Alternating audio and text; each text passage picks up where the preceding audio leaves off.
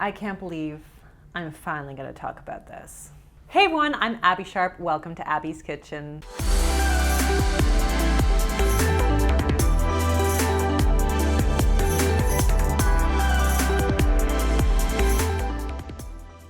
In today's video, I'm going to be going where we really have not ventured before. We're going to talk about how likely you are to lose weight for good and what the research says are the real keys to doing it. But first, you can pause the screen or look at the description to check out my disclaimer, including a trigger warning to those with current or previous experiences with disordered eating, as we will be discussing weight loss, calories, numbers, and obesity in detail. So please skip this video if it's not supportive to your journey. And if you are not already subscribed, hit that subscribe button and follow me on TikTok and Instagram at Abby's Kitchen. Also, a big thank you to Eric Williamson, PhD and registered dietitian at Unlocked Fitness, who helped consult on today's video. You can find some information about his unique coaching program for all of your fitness and nutrition goals in the description below. Okay, big breath. So you've probably heard the statistic that 95% of diets fail.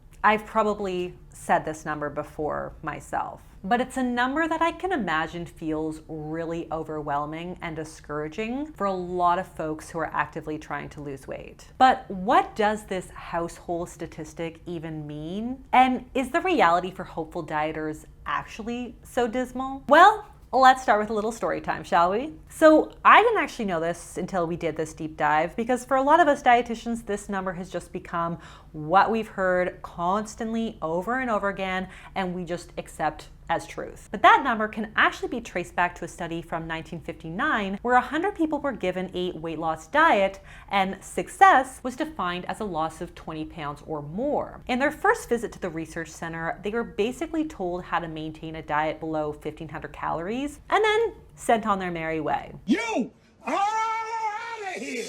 39 of the patients never returned to the clinic for their scheduled follow-ups, and let's be real, with treatment like that, I probably would not have either. And from there, we had 12 patients who lost more than 20 pounds and just 6 of which who maintained it a year later. And if we round that off nicely, we have our sad little 95% of diets fail stat. Now, this paper also reviewed some previous studies that also tend to support the suggestion that 95% of weight loss interventions fail. But these were all pre-1959, where the approach was mainly very low calorie diets prescribed with very little guidance both during and following the intervention. In other words, this was a prime example of the old adage, they didn't fail at the diet failed them. Looking at this, I feel like it's comical that we expected any of this to work. Even the study's primary author himself was quoted in the New York Times in '99 saying, "That was the state of the art in 1959. I've been sort of surprised that people are still citing it. I know we do better these days." I'll say, I am certainly not a fan of most diets out there, but it would be unprofessional of me to subscribe to this statistic today, knowing that the diet these poor participants were expected to succeed at was truly the pits. So yeah, let's agree that this study isn't the best piece of research ever done. It's a miracle that they had as much retention as they did. And as the author said, these days we do better. But how much better are the results? Well, a lot of modern diets throw around their own success statistics, most of which seem a lot more promising than that original 95% of diets fail. The challenge is that a lot of privately funded research for commercial diets tends not to study, or at least not report, long-term stats. And that's likely because if they did, their numbers would look far less enticing. Noom, for example, cites a success rate of 77% of their participants being able to lose weight with the app, but after a year, they actually lost half of their study participants, and their data actually shows that only 1% of people who use Noom were still using it after 6 months. And poor adherence and follow-up is a general problem in diet research, with most studies looking at diet and weight loss retention only up to an average of 16 months. Most people want to maintain their lower weight for decades, not months. But still, this is pretty much the best that we got. So what does the more recent and arguably better research in this area suggest is your true chances of weight loss success? Well, the first question that we really need to answer is, what exactly do we mean by success? Is just losing some amount of weight a success? What about weight loss that doesn't improve our health? Is that considered a success? Because let me tell you folks, most weight loss diets are looking strictly at the number on the scale. So trying to answer the question, how likely are you to succeed on your diet, is really not a straightforward question. But to me, weight loss is not useful if it can't be maintained.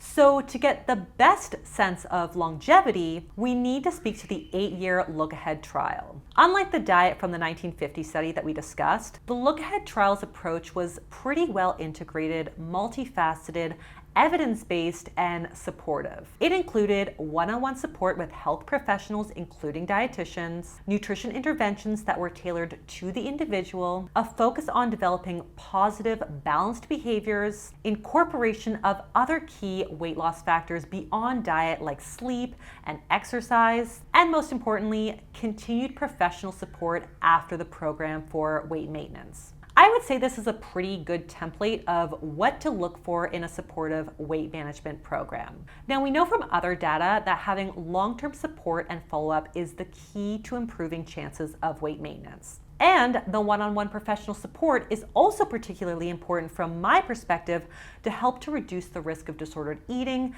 and screen for eating disorders, which you would be shocked to know that most diet programs do not do. No.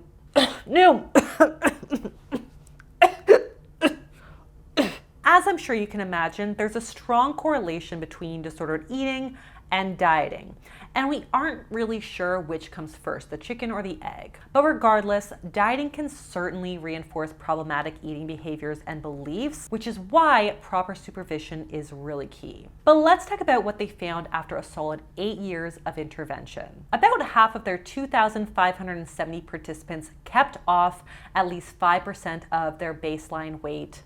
A quarter kept off around 10%, and around 10% of people kept off at least 15%. Some of you may look at this graph and think, wow, like that's impressive. And others might feel very discouraged, thinking like, ugh, what the fuck? That's it? One thing we can probably all agree on is that it's far easier to lose and maintain smaller amounts of weight than larger amounts of weight due to the physiological and psychological adaptations to maintain what you may have heard of as your set point weight. Now, despite what some of the weight loss bros on TikTok might tell you, your body's desire to keep you within a certain weight range is a real thing. In fact, I've got a whole blog post on the phenomenon and different theories right here. But in short, our bodies do prefer to stay in a comfortable range. And while it may be easier to shift to the lower end of that set point range, it can be a real fight to jump below your natural threshold and stay there. There are a lot of compensatory mechanisms that make significant and permanent weight loss a struggle for most, but the big three physiological drivers are metabolism, activity, and hunger. So number one, when we diet and we lose weight, our metabolism slows down. It happens. Most studies estimate a 5% decline, which could mean needing, let's say, 50 to 150 fewer calories per day just to maintain your new weight. Number two, we subconsciously just move less. Most of this is in NEAT or non-exercise activity thermogenesis. So not necessarily less time in the gym, but rather things that you don't even notice that you do. So research in this area suggests that dieters burn about 35% or 350 calories less every day just by subconsciously walking, standing, and fidgeting less compared to similar folks who have never lost weight. So even though the world is like really obsessed with metabolism boosting and declines when it comes to weight management, this unconscious movement actually plays a much bigger role. And that brings me to number three, hunger. Folks, ghrelin is a bitch. You're horrible! You're horrible! Research consistently shows that our hunger hormones like ghrelin become elevated beyond baseline in folks who have lost weight. So this is not just low willpower, but physiologically, when your body shrinks, your appetite legitimately grows. And this isn't even speaking to the psychological piece. We know that when you feel psychological deprivation, like denying yourself foods that you really, really love and crave, you're more likely to overeat them when you get the rare chance. You know, it's the classic Last Supper mentality or cheat day situation that I talk about all the time. Motivation also tends to wane over time for obvious and understandable reasons, since fighting against all of these normal, healthy bodily processes gets exhausting as f***. Again, this is not just a matter of poor willpower or your body failing you. It's literally just trying to keep you alive. Staying alive, staying alive.